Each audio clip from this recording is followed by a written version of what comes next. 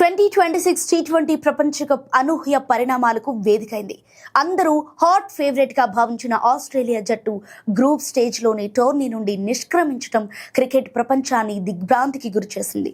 ఈ ఓటమి అనంతరం Australia star bowler Pat Cummins Bharat run machine Virat కోహ్లీపై చేసిన వ్యాఖ్యలు ఇప్పుడు హాట్ టాపిక్ గా మారాయి. అయితే ఈ వరల్డ్ కప్ లో శ్రీలంక, జింబాబ్వే వంటి జట్లపై ఆసీస్ ఓడిపోవడం గురించి కమిన్స్ మాట్లాడుతూ కోహ్లీ పేరును ప్రస్తావన తీసుకొచ్చారు.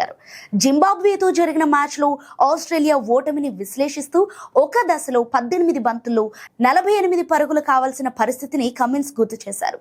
ఆ సమయంలో కోహ్లీ తప్ప మరే బ్యాటర్ కూడా ఆ లక్ష్యాన్ని ఛేదించలేడని ఆయన అభిప్రాయపడ్డారు. సో మా జట్టులో ప్రతిభావంతులైన ఆటగాళ్లు ఉన్నారు, కానీ మాకు ఒక విరాట్ కోహ్లీ లేడు.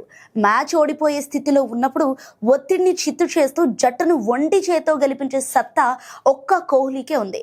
మేము జింబాబ్వేతో ఆడిన మ్యాచ్లో ఆఖరి ఓవర్లలో అలాంటి ఒక ఇన్నింగ్స్ ఆడగలిగే బ్యాటర్ లేకపోవటం వల్లే ఓడిపోయామని కమిన్స్ తెలిపాడు.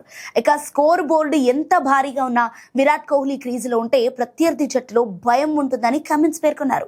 37 ఏళ్ల వయసులో కూడా కోహ్లీ చూపిస్తున్న ఫిట్నెస్, ఆట పట్ల ఉన్న అంకిత భావం అద్భుతమని, అది ఏ యువ ఆటగాడికైనా స్ఫూర్తిదాయకమని కొనియాడారు. ఇక ఆస్ట్రేలియా బ్యాటర్లు ఒత్తిడికి లోనై వికెట్లు పారేసుకున్న చోట కోహ్లీ ఉంటే పరిస్థితి మరోలే ఉండేదని కమిన్స్ అభిప్రాయపడ్డారు. అయితే 2022 T20 ప్రపంచ కప్లో పాకిస్తాన్పై కోహ్లీ ఆడిన చారిత్రాత్మక ఇన్నింగ్స్ను కమిన్స్ ఈ సందర్భంగా ప్రస్తావించారు. అలాంటి ఆటను మళ్ళీ ఎవరూ పునరావృతం చేయలేరని పేర్కొన్నాడు.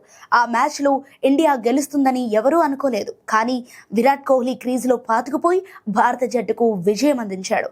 ఆ మ్యాచ్లో కోహ్లీ ఆడిన ఇన్నింగ్స్ క్రికెట్ చరిత్రలోని అతి గొప్ప ఇన్నింగ్స్లలో ఒకటిగా నిలిచిపోయిన విషయం అందరికీ తెలిసిందే.